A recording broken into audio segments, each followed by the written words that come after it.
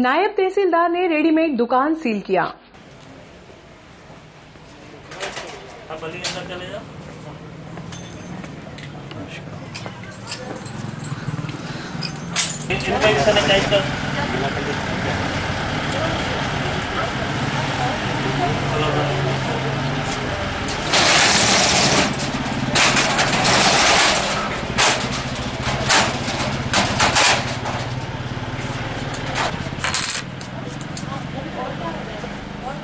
साफ कर लो ना, गीले में चिपक जाएगा, सब्जी नीलामी मंडी में तेजस्वी गारमेंट्स की दुकान पर बुधवार को नायब तहसीलदार अनु जैन व सलोनी पटवा ने संयुक्त रूप से कार्रवाई की। इस दौरान अधिकारियों ने अनियमितता के मामले में दुकान को सील कर दिया। मैडम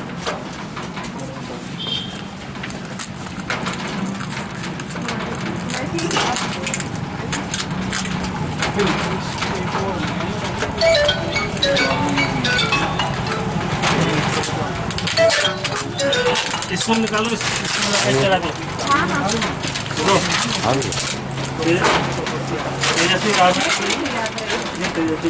इसमें ये डाल दो ना, है ना, इसमें डाल दो, चिपका दो।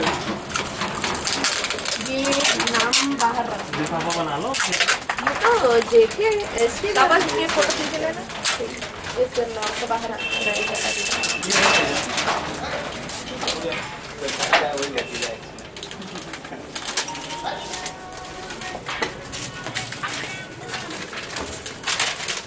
तहसीलदार जैन के अनुसार तेजस्वी गारमेंट्स की दुकान संचालक का पुत्र कुछ दिनों पूर्व ही इंदौर से नागदा लौटा है, जिसे राम साहेब मार्ग की ओर से होम क्वारंटाइन किया गया है। लेकिन दुकान संचालक मकान के पिछले हिस्से में स्थित दुकान से व्यापार कर रहा था, इसलिए बुधवार को दुकान को सील कर दिया गया। सब्जी मंडी के नीलामी स्थल पर भी एक प्रभावी कार्रवाई करी, आपने क्या है मामला? इस दिनांक को तेजस्वी गारमेंट्स के लगातार हमारे पास कंप्लेंट सहित फोटोज आ रहे थे कि यहाँ से ये गारमेंट्स बेच रहे हैं। तो जब हम इधर से राउंड पर निकले तो वाकई में बेचता हुआ हमें दिखाई गया, तो तत्काल हमने दुकान सील करी और इससे सारे लोगों को भी सबक मिला है कि हमें सामान नहीं बेचना है, लॉकडाउन का उल्लंघन नहीं करना है। Yes, thank you madam. आप यहाँ पे दुकान सील करने की कार्रवाई करी, सर क्या है मामला पूरा? मामला ये है कि हमें सुबह से कंप्लेन आ रही थी कि इस दुकान से लगातार सामान बेचा जा रहा है और इस दुकान में एक लड़का है, इनका बेटा जो उज्जैन से इंदौर से आया हुआ है, तो वो क्वारंटाइन है, उसके बाद भी बेचा जा रहा है। तो बस हम आए तो हमने नरंगे हाथों पकड़ा, ये लोअर बेचते हुए पाए गए और क्वारंटाइन भी थे, तो हमने फिर इनसे चालानी कार्रवाई भी की और इनकी दुकान भी सील कर दी। Thank you. प्रवासी मजदूरों को विभिन्न योजनाओं का लाभ दिलाने की मांग, पूर्व कैबिनेट मंत्री शेखावत ने मुख्यमंत्री को पत्र लिखकर भेजे सुझाव।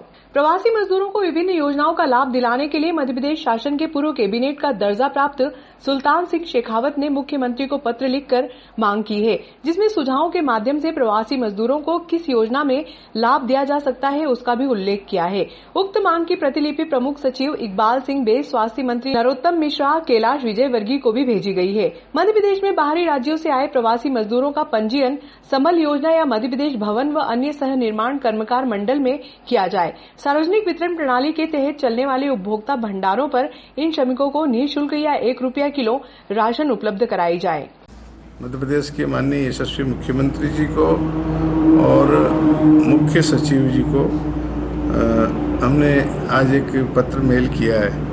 उस पत्र में ये आग्रह किया है कि जो बाहरी प्रदेशों से, बॉम्बे से, दिल्ली से, कलकत्ता से या अन्य बाहरी प्रांतों से जो लोग मध्य प्रदेश में आए हैं, ऐसे लोगों की संख्या लाखों में है और ये लाखों की संख्या में जो बाहर के प्रवासी मजदूर आए हैं, इन सारे लोगों को माननीय यशस्वी मुख्यमंत्री जी ने कहा है कि इन सारे लोगों को हम मध्य प्रदेश में रोजगार देंगे।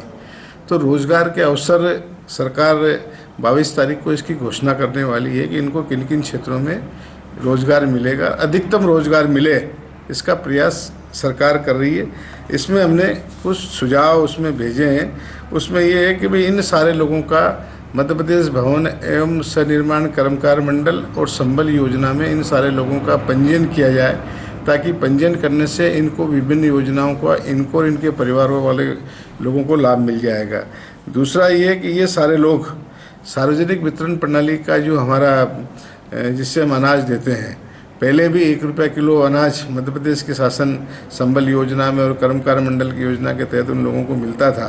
अभी खाली कोरोना पीरियड में छोड़ दो तो उनको मिलता था। तो या तो निःशुल्क उनको अनाज दिया जाए या 1 रुपया किलो में जो पुरानी योजना है तदनुसार इन सारे लोगों को अनाज की व्यवस्था भी की जाए। अभी वर्षा ऋतु है तो वर्षा ऋतु में वन क्षेत्र में चाहे वन उपज तोड़ने का मामला हो, चाहे पेड़ पौधे लगाने का मामला हो, चाहे बागवानी का काम हो, ऐसा काम वन क्षेत्र में बहुत है।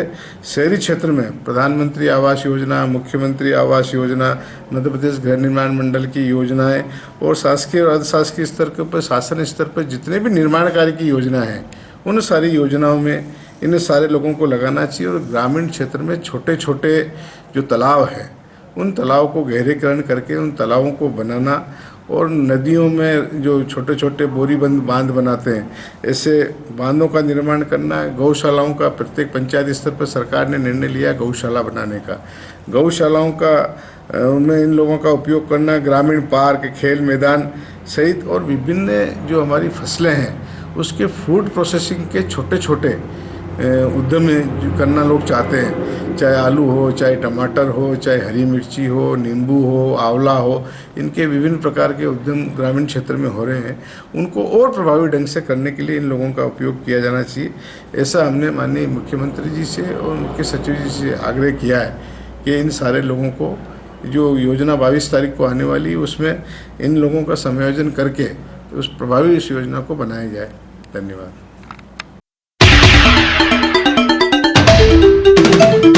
स्टेट हाईवे पर सड़क हादसे में एक की मौत, दूसरा हुआ घायल। ये मोबाइल की जरूरत पड़ेगी इनके कभी कॉल वॉल टूट गया हो तो टूट गया, कुछ भी नहीं होगा। पूरा मोबाइल आप उन्हीं के पास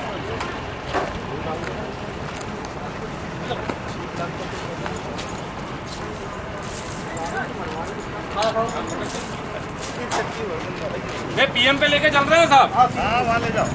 एक का पेड़ ही चलो भाई साहब।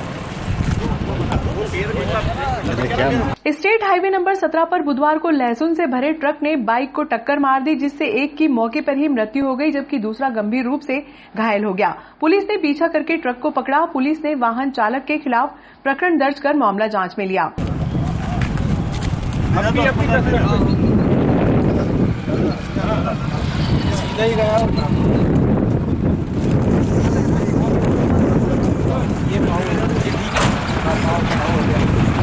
स्टेट हाईवे नंबर 17 पर बुधवार की दोपहर आर्य पेट्रोल पंप के सामने अज्ञात वाहन बाइक क्रमांक MP 13EN 1322 को टक्कर मारकर फरार हो गया।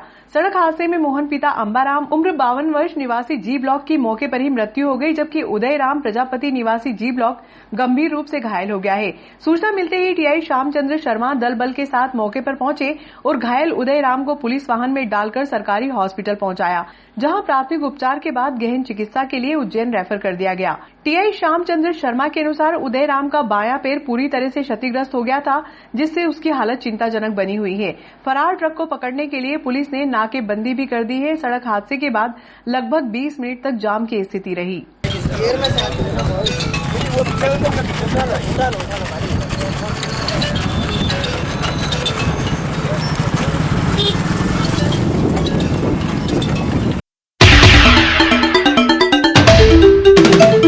सम्राट पृथ्वीराज चौहान की जयंती मनाई।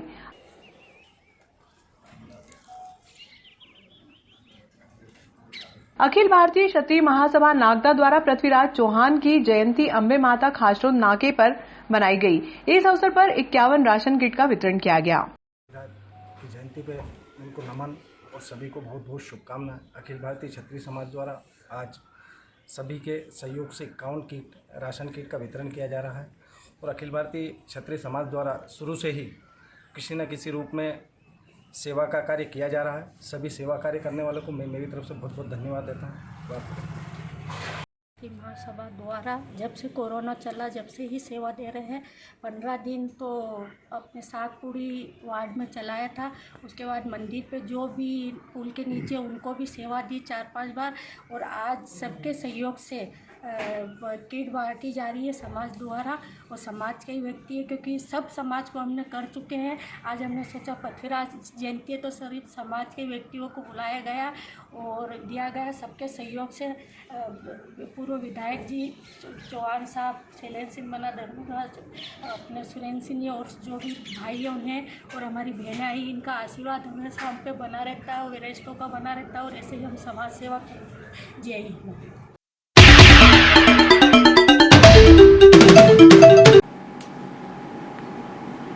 आज हम और आप सबको पता है कि कोरोना जैसी महामारी से पूरा देश लड़ाई लड़ रहा है। एक बहुत सारी जिसको मैं कहूँगा कि एक गलतफहमी कहूँ या किसानों में एक डर का वातावरण है कि हमारा गेहूँ सरकार पूरा खरीद पाएगी कि नहीं खरीद पाएगी। तो मुझे ऐसा लगा कि कुछ चीज़ें स्पष्ट करना चाहिए कि 22 अप्रैल को गेहूं की खरीदी मध्य प्रदेश की सरकार ने, माननीय शिवराज सिंह जी ने खरीदी प्रारंभ करी। पूरे नागदा खाचोद विधानसभा में 12,521 के लगभग किसान पंजीकृत थे।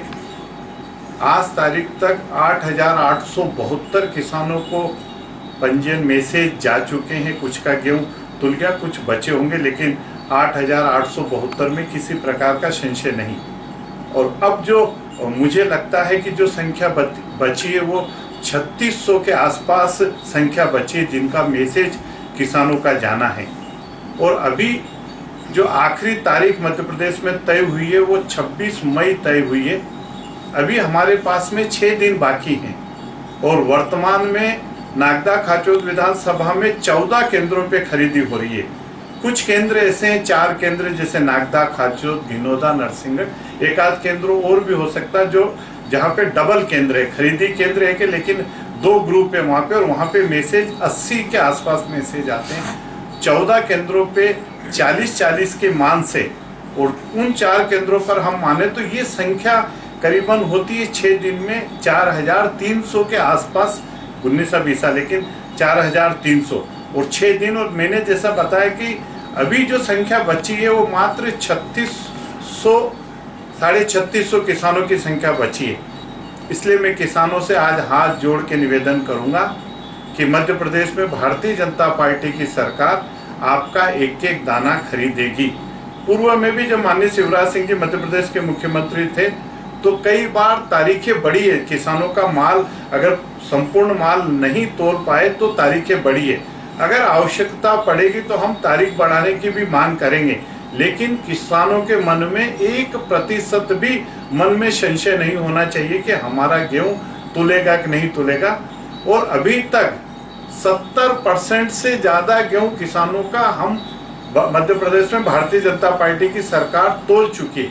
हाँ, एक और थोड़ी सी मन में काफी लोगों की दुविधा, और विशेष करके परसों, आज 20 तारीख के 18 तारीख की रात्रि को मेरे पास भी तारोद गांव है, वहां का चापाखेड़ा में एक चौधरी समाज का माल तुला और उसका बिल नहीं बन रहा था। 14 तारीख के पहले के जो मैसेज आ गए थे वो गेहूं आज नहीं, कोई तकनीकी कारण से, क्योंकि कोई तकनीकी कारण ऐसा बना होगा, हम लगातार उसके लिए प्रयास कर रहे हैं कि वो किसानों का माल भी वापस, अगर मैसेज करना तो वापस मैसेज सरकार करे, लेकिन उनका गेहूं भी तोला जाए, ये पूरा प्रयास हो रहा है।